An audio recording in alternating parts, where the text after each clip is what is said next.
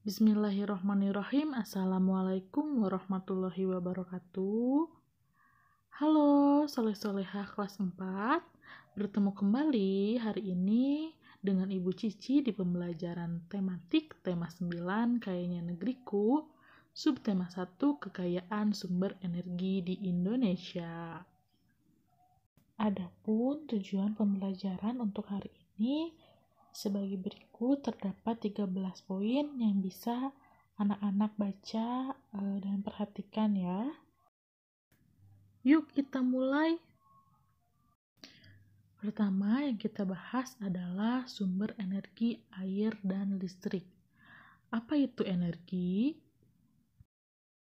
Energi merupakan kemampuan untuk melakukan usaha. Energi tidak dapat diciptakan atau tidak dapat dimusnahkan, tapi energi berasal dari sumber energi.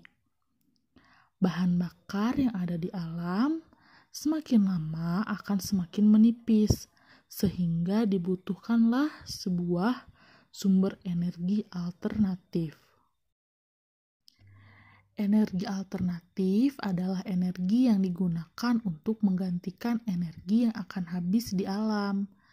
Arus air untuk pembangkit listrik merupakan salah satu penggunaan energi alternatif.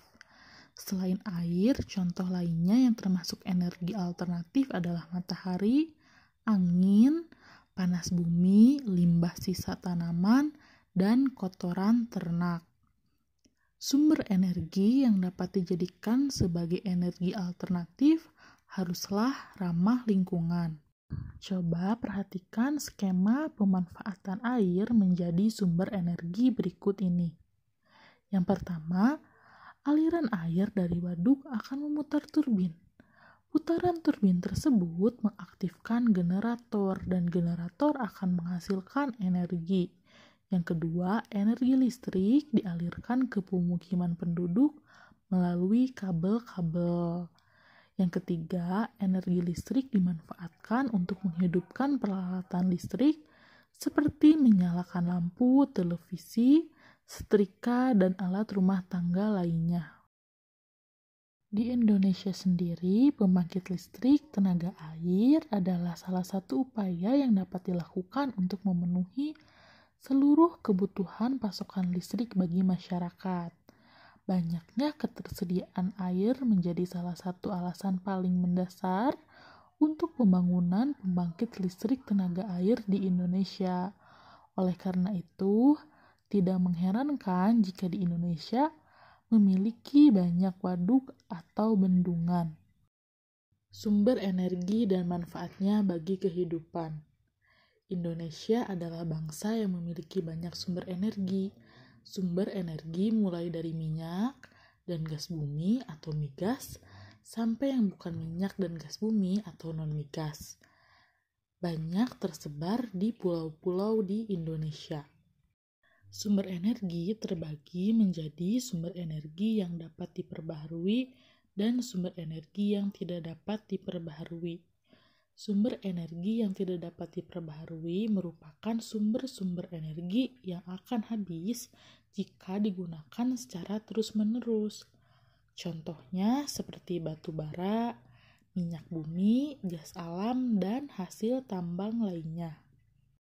Sumber energi yang dapat diperbaharui merupakan sumber energi yang tidak akan habis walaupun digunakan secara terus-menerus. Sumber energi ini dapat memperbaharui dirinya. Contohnya seperti air, matahari, angin, hewan, dan tumbuhan. Matahari merupakan sumber energi terbesar yang ada di bumi. Berikut adalah manfaat energi matahari bagi kehidupan. Pertama, bagi tumbuhan, energi cahaya matahari untuk membantu proses fotosintesis dan dapat membantu pertumbuhan tanaman. Yang kedua, bagi manusia, energi cahaya matahari dapat digunakan untuk mengeringkan pakaian. Yang ketiga, bagi beberapa hewan, energi panas matahari dapat digunakan untuk menghangatkan tubuh dan sumber cahaya alami untuk melakukan aktivitas saat pagi atau siang hari. Yang terakhir, bagi alam, energi matahari untuk menghangatkan suhu bumi dan menerangi bumi saat pagi atau siang hari. Kehidupan manusia tidak dapat dipisahkan dari lingkungan alam maupun lingkungan sosial. Lingkungan menjadi penyedia berbagai sumber daya. Sumber daya itu termasuk sumber daya energi yang dibutuhkan untuk menunjang kehidupan manusia. Fungsi sumber daya alam bagi lingkungan sekitar. Lingkungan merupakan segala sesuatu yang ada di sekitar manusia dan mempengaruhi kehidupan. Sumber daya seperti udara, cahaya, dan air merupakan lingkungan bagi kita. Lingkungan menyediakan kebutuhan bagi manusia dalam berbagai hal.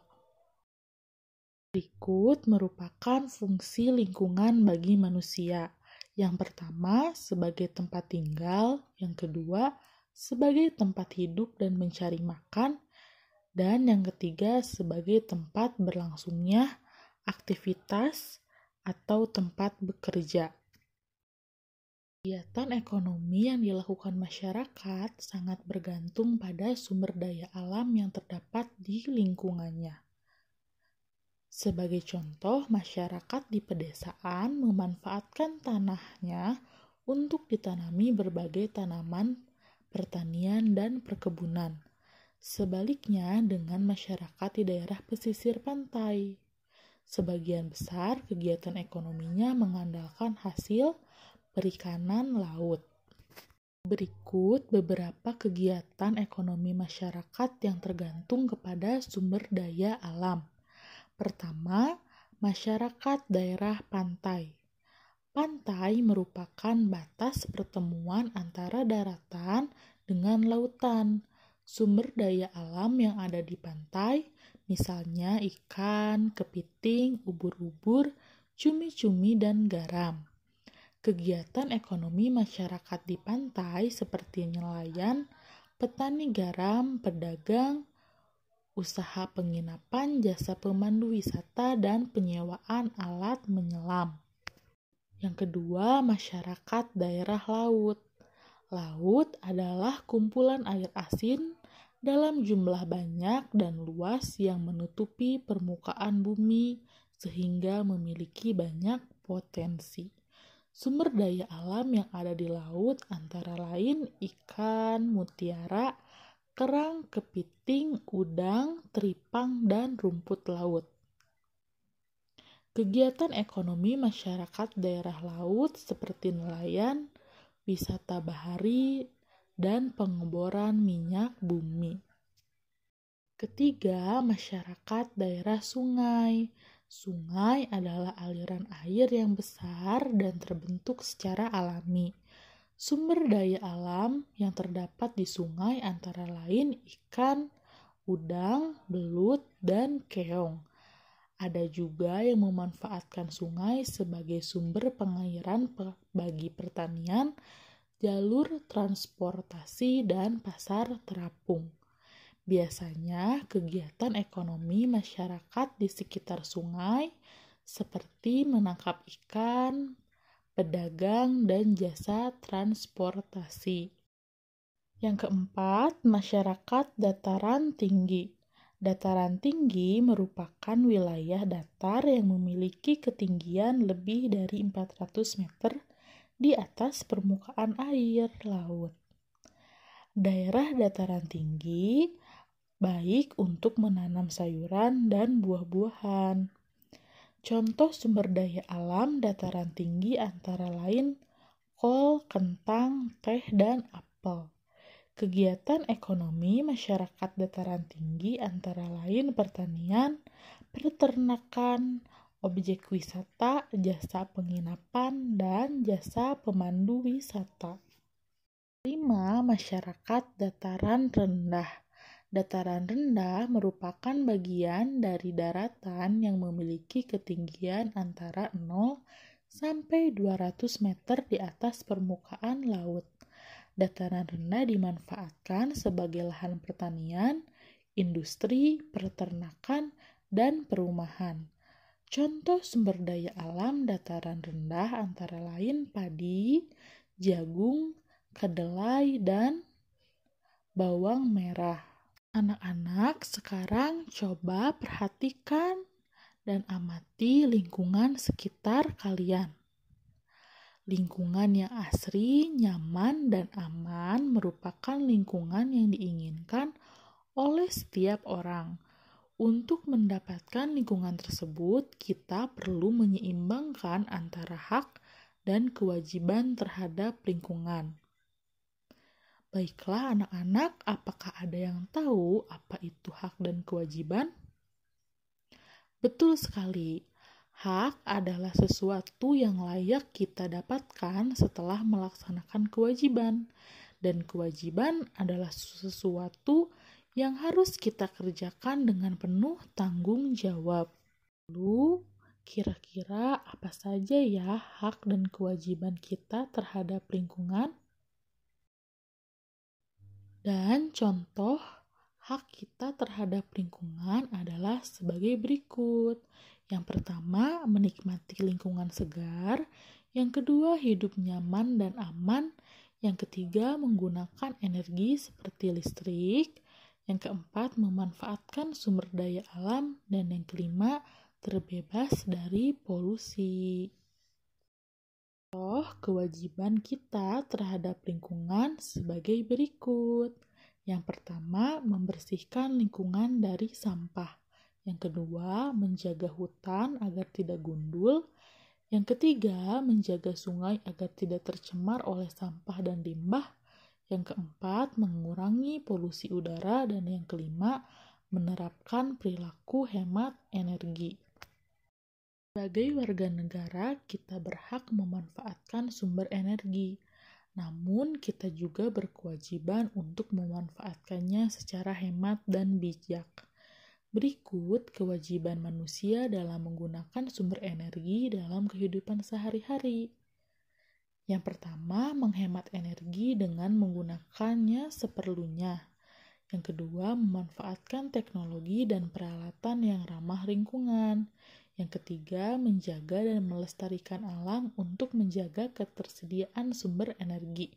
Yang keempat, melakukan reboisasi untuk menjaga ketersediaan sumber air. Yang kelima, menggunakan energi alternatif seperti energi angin, air, atau matahari untuk menggantikan energi yang tidak dapat diperbaharui. Selanjutnya, ada hak manusia dalam menggunakan sumber energi dalam kehidupan sehari-hari. Yang pertama, mendapatkan sumber energi untuk kebutuhan sehari-hari. Yang kedua, mengelola sumber energi tanpa melanggar undang-undang. Yang ketiga, memanfaatkan energi alternatif seperti angin, air, atau matahari. Baiklah, soleh-solehah. Pada pembelajaran selanjutnya, kita akan belajar untuk menyanyi bersama-sama. Namun sebelumnya, kita kenali dulu ya apa itu nada dan tempo. Nada adalah bunyi yang beraturan dan memiliki frekuensi tertentu. Dalam musik, setiap nada memiliki tinggi nada atau talak tertentu. Nada dapat diatur dalam tangga nada yang berbeda-beda. Kita juga mengenal dua jenis notasi, yaitu notasi angka dan notasi balok. Notasi merupakan simbol atau lambang dari nada yang dapat ditulis dan dibaca. Tempo merupakan ukuran kecepatan musik dalam birama lagu, atau cepat lambatnya lagu dinyanyikan. Kecepatan lagu bisa diukur dengan alat bernama metronom.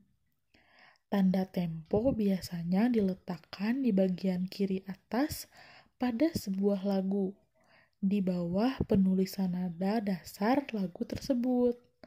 Tanda ini digunakan untuk menyatakan kecepatan lagu yang tepat. Tempo terbagi menjadi 3 jenis, yaitu tempo cepat, sedang, dan lambat. Tempo cepat atau allegro dinyanyikan dengan kecepatan sekitar 132 sampai 138 ketukan per menit.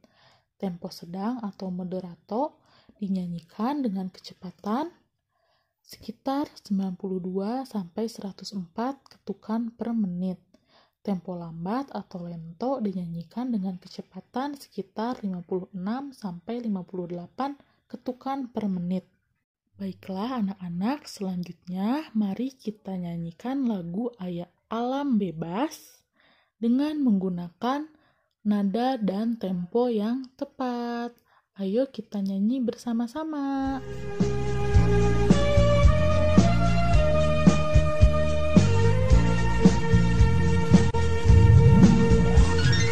Alam yang luas bebas, kaya tiada batas, selalu sedia dia bagi kita semua. Alam yang indah megah, selalu sedia memberi ajarannya, pandangan luas. Mari kita sekolah di sana agar dapat nuansa pandangan. Di sana kita akan belajar berpandangan luas. Di sana kita akan belajar berpandangan luas. Baik, selanjutnya kita akan membahas mengenai wawancara. Wawancara adalah kegiatan tanya jawab antara penanya dan pemberi informasi atau disebut narasumber. Sebelum melakukan wawancara, kita harus membuat daftar pertanyaan yang akan diajukan. Pertanyaan harus sesuai dengan informasi yang ingin kita ketahui. Misalnya, kita ingin mencari tahu informasi tentang manfaat lingkungan. Kita bisa menentukan pertanyaan seperti berikut. Apa saja manfaat lingkungan bagi kehidupan masyarakat? Berikut adalah beberapa langkah dalam melakukan wawancara. Yang pertama, fokus kepada hal yang ingin ditanyakan. Yang kedua, membuat daftar pertanyaan. Yang ketiga, menentukan narasumber. Yang keempat, melakukan wawancara. Yang kelima, mencatat hal-hal penting seputar jawaban. Yang keenam, membuat kesimpulan hasil wawancara. Beberapa hal yang perlu diperhatikan saat wawancara.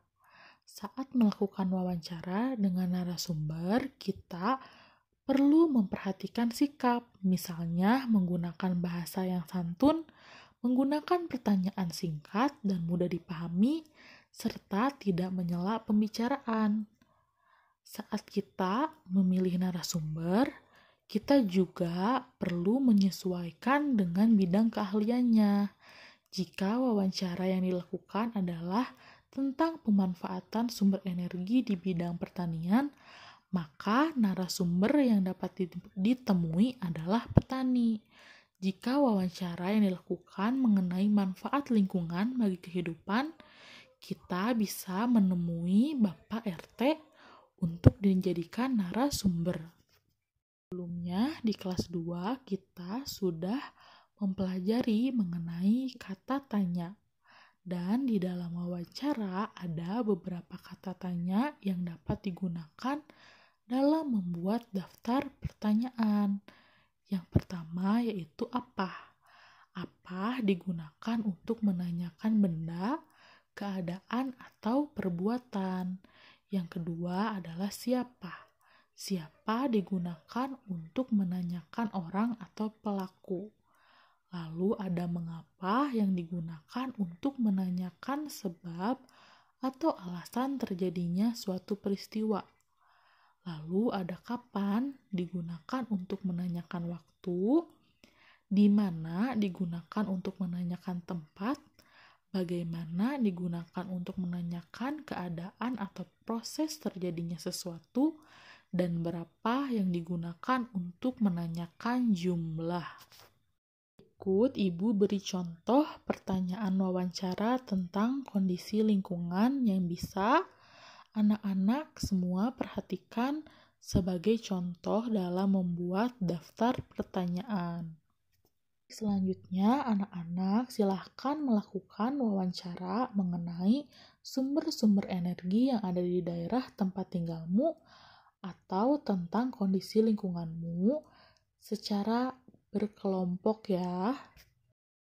Alhamdulillahirrabbilalamin. Soleh-solehah, pembelajaran tematik tema 9 subtema 1 sudah selesai. Mudah-mudahan apa yang Ibu sampaikan dapat dipahami oleh anak-anak semuanya ya. Terima kasih atas segala perhatiannya. Sampai jumpa di pembelajaran berikutnya. Wassalamualaikum warahmatullahi wabarakatuh.